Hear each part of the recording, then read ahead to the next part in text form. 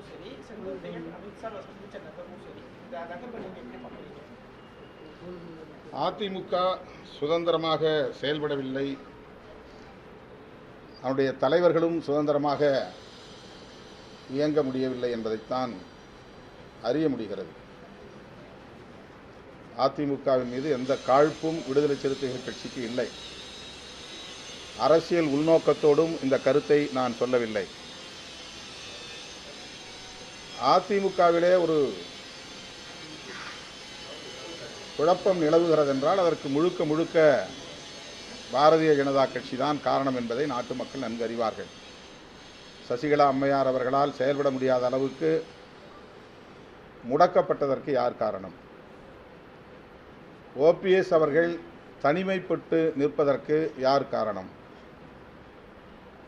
TTV Dinakaran அவர்கள் தனிக்கட்சி தொடங்கி தனித்து இயங்குவதற்கு யார் காரணம்?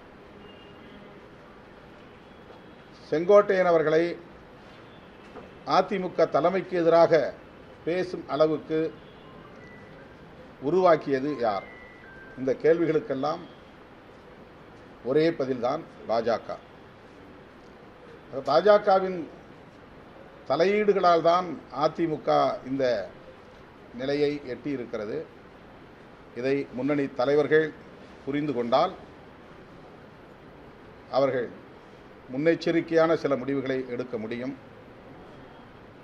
அதிமுகவையும் அவர்களால் காப்பாற்ற முடியும் என்று நான் நம்புகிறேன்.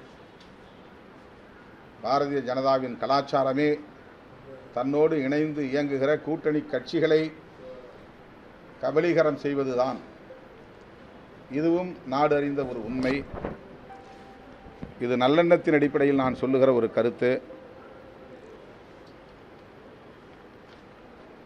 வேறு எந்த உள்நோக்கமும் கிடையாது.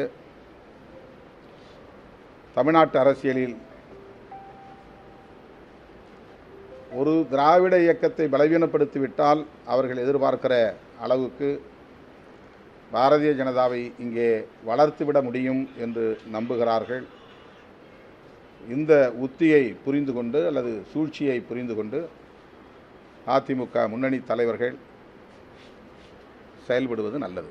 பாமகவிலிருந்து அன்புமணி நீக்கப்பட்டிருக்கார். வேண்டுமென்றால் தனி கட்சி தொடங்கட்டும் ராமதாஸ் அறிவிப்பு வெளியிட்டிருக்கார். ஒரு அரசியல் கட்சி தலைவராக இல்லை, அதில் நான் கருத்து சொல்ல விரும்பவில்லை.